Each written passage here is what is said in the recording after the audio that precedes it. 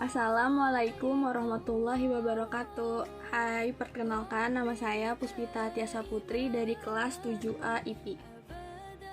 Kali ini saya akan menjelaskan mengenai konsep ibadah dalam Islam. Sebelum membahas lebih jauh mengenai konsep ibadah dalam Islam, tentunya kita harus mengetahui dulu apa itu ibadah. Ibadah merupakan suatu bentuk penyerahan diri atau penghambaan diri Muslim kepada Allah Subhanahu wa Ta'ala yang dilakukan secara total.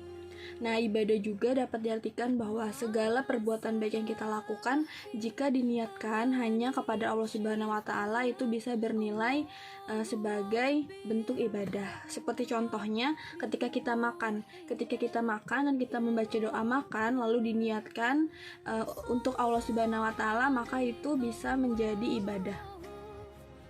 Lalu, apa tujuan kita untuk beribadah? Tujuan beribadah adalah untuk membersihkan dan mensucikan jiwa kita, sekaligus untuk mendekatkan diri kita kepada Allah Subhanahu wa Ta'ala. Lalu, apakah ibadah hanya diwajibkan untuk manusia saja? Jawabannya tentu tidak, sebab ibadah merupakan kewajiban bagi seluruh makhluk Allah Subhanahu wa Ta'ala. Hal ini sejalan dengan Quran surat Az-Zariyat ayat 56 yang berbunyi A'udzubillahi minasyaitonirrajim Bismillahirrahmanirrahim wa ma khalaqtul jinni wal insan illa liya'budu, yang artinya bahwa Allah tidak menciptakan jin ataupun manusia melainkan agar mereka beribadah kepadanya. Apakah konsep ibadah sama dengan konsep kebaktian? Jawabannya adalah tidak. Konsep ibadah berbeda dengan konsep kebaktian. Dalam ibadah, itu merupakan suatu bentuk penyerahan ataupun penghambaan diri kepada Allah Subhanahu wa Ta'ala yang dilakukan secara total hanya kepada Allah Subhanahu wa Ta'ala, bukan yang lainnya. Nah, bentuk kepatuhan ataupun penghambaannya ini dapat berupa patuh, taat, dan juga berserah kepada Allah Subhanahu wa Ta'ala. Seperti gambar di samping, bahwa Allah Subhanahu wa Ta'ala mengajarkan kita untuk beribadah. Dari beribadah ini, kita mengetahui bahwa kita itu merupakan makhluk yang lemah, dan kita itu merupakan seorang hamba yang membutuhkan Allah Subhanahu wa Ta'ala. Caranya itu lewat beribadah. Karena beribadah, kita dapat mendekatkan diri kepada Allah Subhanahu wa Ta'ala.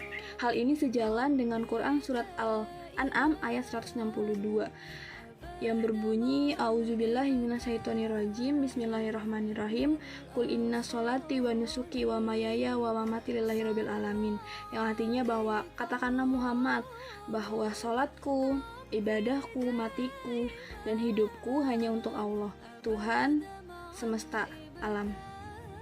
Lalu, konsep bakti atau kebaktian ini bisa ditujukan kepada selain Allah, seperti bakti kepada orang tua, bakti kepada guru, dan bakti kepada tanah air atau yang lainnya. Jenis-jenis ibadah dalam Islam. Jenis ibadah dalam Islam itu dibagi menjadi dua, yaitu ibadah mahdoh dan ibadah ghoiro mahdoh atau ibadah muamalah. Ibadah mahdoh merupakan suatu ibadah yang di dalamnya itu dilakukan dengan ritual-ritual, atau dengan kata lain ibadah mahdoh ini merupakan suatu ibadah yang langsung kepada Allah Subhanahu wa Ta'ala.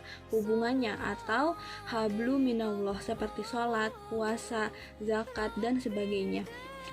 Ada beberapa prinsip dalam menjalankan ibadah mahdoh.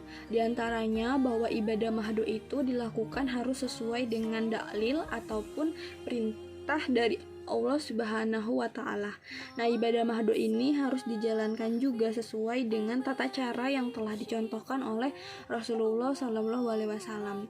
Juga ibadah mahdoh ini dilaksanakan dengan asas ketahatan, dan ibadah mahdoh ini bersifat suprarasional, artinya tidak dapat diterima cepat oleh akal pemikiran manusia, namun dalam pelaksanaannya itu menyimpan begitu banyak hikmah yang dapat kita rasakan. Contohnya seperti apa? Contohnya ketika kita melaksanakan sholat, dari gerakan-gerakan sholat yang kita lakukan secara benar dan tepat, kemudian di dunia kedokteran melakukan riset, dan ternyata bahwa sholat itu dari gerakan-gerakannya tersebut itu menyimpan berbagai manfaat yang dapat menyehatkan tubuh kita. Sama halnya dengan puasa. Ketika kita melakukan puasa yang diniatkan karena Allah juga dan dilaksanakan secara baik, maka puasa itu akan berdampak kesehatan bagi tubuh kita. Yang terakhir adalah ibadah ghoiro mahdo atau ibadah muamalah.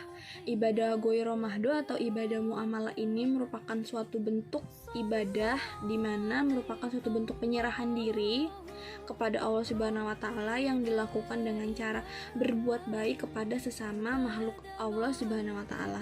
Dalam hal ini lebih diutamakan berbuat baik kepada manusia.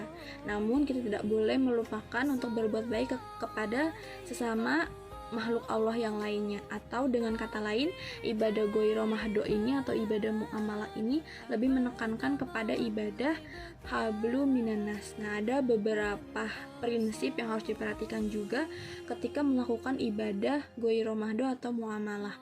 Di antaranya harus mengutamakan prinsip kejujuran, mengedepankan prinsip keadilan, juga memperhatikan prinsip agama, dan tidak lupa mengedepankan prinsip lingkungan sekitar yang juga harus diperhatikan baik-baik. Itulah penjelasan konsep ibadah dalam Islam.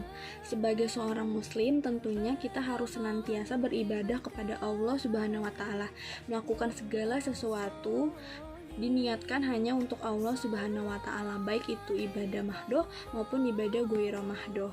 Menurut saya pribadi, ibadah ghoiro mahdoh merupakan pelengkap dari ibadah mahdoh, yang mana sebagai seorang makhluk sosial kita juga harus senantiasa berhubungan baik bukan hanya kepada Allah Subhanahu wa taala saja, tetapi kepada seluruh makhluk Allah Subhanahu wa taala, terutama manusia.